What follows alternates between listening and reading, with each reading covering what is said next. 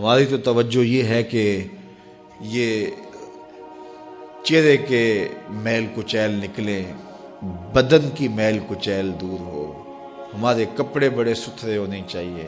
ہمارا تو دھیان اپنے ظاہر پہ نا، لیکن اہل اللہ کا دھیان باطن پہ ہوتا ہے۔ صوفیہ فرماتے ہیں کہ اندر صاف کرو۔ حضرت سلطان باہو بولے، دل کالے نالو منہ کالا چنگا، جے کوئی یہ رمز پچھانے ہو۔ اگر یہ رمز سمجھ میں آ گئی کہ منہ کالا ہو تو کوئی نہیں، دل کالا نہیں ہونا چاہیے۔ ابو لہب کا کیا معنی ہے؟ شعلے کی طرح چمکتا ہوا چہرہ رکھنے والا، اس کو اسی لیے ابو لہب کہتے ہیں۔ اس کا چہرہ ایسا چمکدار تھا تو اس وجہ سے اس کو ابو لہب کہتے تھے۔ تو چہرہ اس کا بڑا چمکدار تھا، دل کالا تھا، جہنم کا ایندھن بن گیا، قرآن نے پھٹکار ڈالی۔ اور ایک وہ بھی تھا جس کا دل صاف تھا لیکن بلال کا رنگ کالا تھا، اس کا اندر چٹا تھا باہر کالا تھا۔ اللہ اکبر! لیکن وہ تھا کرموں والا، وہ تھا رحمتوں والا، اور حضور علیہ الصلوۃ والسلام کا متوالا۔ تو بات باطن کی ہے، بات ظاہر کی نہیں ہے۔ ہم اندر صفائی کی توجہ نہیں دیتے، باہر کی صفائی کی توجہ دیتے ہیں۔ پہلے اندر صاف کر لیں، اندر صاف ہو گیا تو پھر باہر بھی صاف کر لیں۔ اور اگر باہر صاف ہے اور اندر میل کچیل ہے تو باہو بولے کہ دل کالے نالوں منہ کالا چنگا، جے کو یہ رمز پچھانے ہو۔ اللہ کے محبوب علیہ الصلوۃ والسلام نے فرمایا اگر یہ صحیح ہو گیا تو پورا جسم صحیح ہو گیا۔ اور حضرت رومی نے جو اقبال کے مرشد تھے کہا کہ دل کو قابو میں کر لو، یہی حج اکبر ہے۔ حج اکبر کر لیا لیکن دل ہی ٹھیک نہ ہوا۔ کہتے ہیں کعبہ گیا گل نہیں مک دیجئے، دلوں نہ مکائیے۔ تو کہا اس کی اصلاح کرو، یہ حج اکبر ہے۔ از ہزاراں کعبہ یک دل بہتر است، ہزار کعبے سے ایک دل بہتر ہے۔ وہ کیسے؟ اس لیے کہ کعبہ بن گاہی خلیل اطہر است، کعبہ حضرت ابراہیم خلیل کی بنیاد ہے اور دل رب جلیل کی گزرگاہ ہے۔ اس لیے اس کی پاکیزگی کا سامان کریں، اس کی طہارت کا سامان کریں۔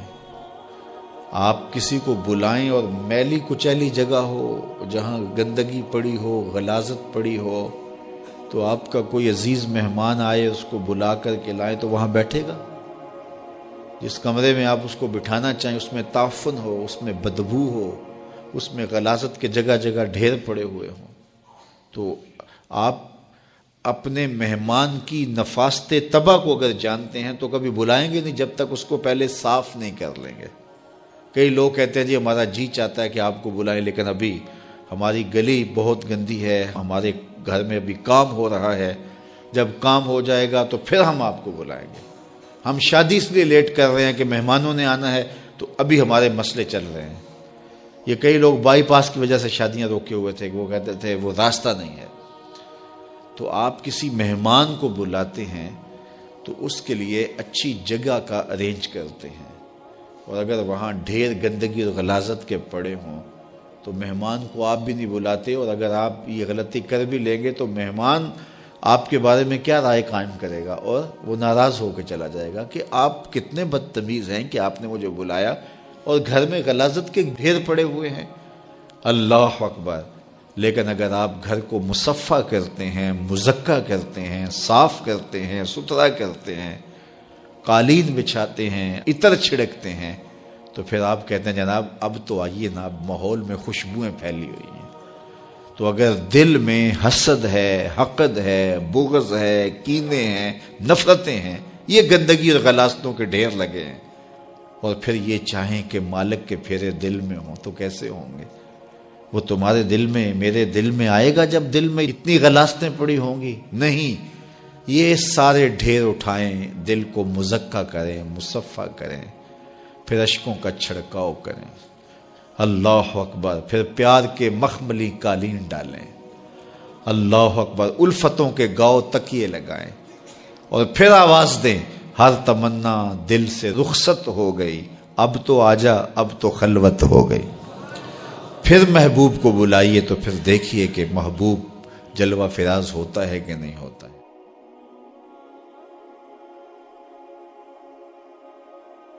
مصر کے اندر حضرت موسیٰ علیہ السلام نے ایک کبتی کو تھپڑ مار دیا تھا، قرآن مجید کے دامن میں یہ واقعہ موجود ہے۔ تو آپ کی جلالت اور آپ کے زور کی تاب نہ لاتے ہوئے وہ وہیں ڈھیر ہو گیا اور اس کی موت واقع ہو گئی۔ تو مصر کے حالات کشیدہ ہو گئے اور حضرت موسیٰ علیہ السلام کو مصر چھوڑنا پڑا۔ تو وہ شہر مدین کی جانب جا رہے تھے کہ راستے کے اندر ایک کنواں تھا، وہاں کچھ لوگ اپنے جانوروں کو پانی پلا رہے تھے۔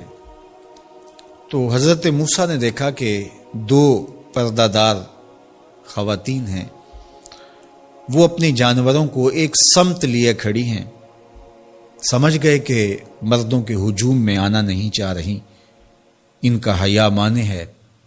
تو آگے بڑھے اور ان کے جانور ہانکے اور ان کو سیراب کیا اور پھر ان کی جانب ہانک دیے۔ وہ واپس گئیں اور اپنے والد بزرگوار سے کہا کہ ایک سال نوجوان جس کی آنکھوں میں شرم و حیا تھا، اس نے ہمارے ساتھ یہ مہربانی کی۔ تو ان کے والد گرامی نے کہا کہ جاؤ اس کو بلا کے لاؤ۔ قرآن مجید میں اس کا ذکر کیا گیا، فجاءتہ احداہما تمشی علی استحیاء، ان میں سے ایک خاتون حیا میں سمٹی ہوئی حاضر ہوئی۔ اس نے کہا کہ ہمارے والد گرامی آپ کو بلاتے ہیں، آپ نے ہمارے ساتھ جو مہربانی کی ہے اس کا وہ اجر دینا چاہتے ہیں۔ تو حضرت موسیٰ علیہ السلام ان کے ساتھ چلے گئے، اور جب گئے تو یہ گھر تھا حضرت شعیب علیہ السلام کا، اور یہ صاحبزادیاں حضرت شعیب علیہ السلام کی تھی۔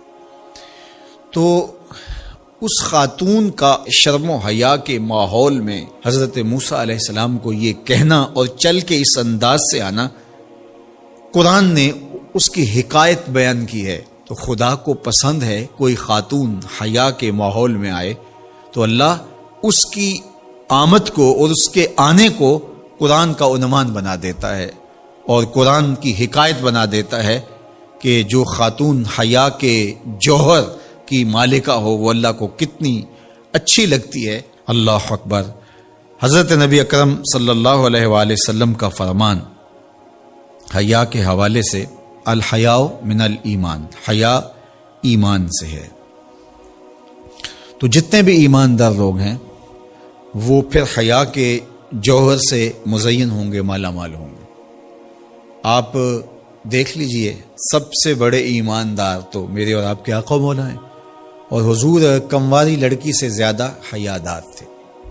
باقی حضور کے اصحاب دیکھ لیجئے، ان کا حیا، اور حضور کی ازواج مطہرات کا حیا دیکھیے۔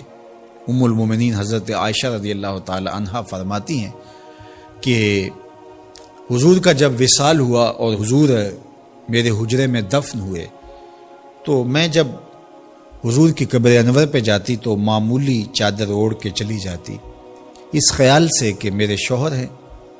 پھر حضرت ابو بکر صدیق رضی اللہ تعالیٰ عنہ کا وصال ہوا تو وہ بھی ساتھ دفن ہو گئے، تو میں پھر بھی اسی حالت میں جاتی اور میں سوچتی کہ ایک میرا شوہر ہے اور دوسرا میرا والد ہے۔ کہا پھر حضرت عمر رضی اللہ تعالیٰ عنہ کا انتقال ہوا اور وہ بھی ساتھ مدفون ہوئے۔ تو حضرت ام المومنین فرماتی ہیں کہ اب جب میں جاتی تو میرا جانے کا انداز مختلف تھا۔ فواللہ ما دخلت الا وانا مشدودۃ علی ثیابی حیاء من عمر۔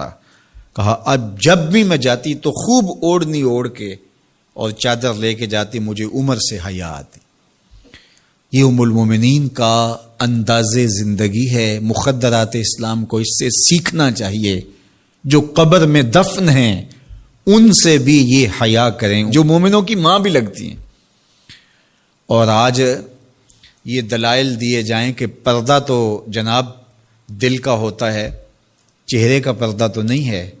باقی کسی کو اپنی آنکھ میں شرم پیدا کرنی چاہیے۔ عورت کو کیا ضرورت ہے کہ وہ اپنے آپ کو ڈھانپ کے رکھے؟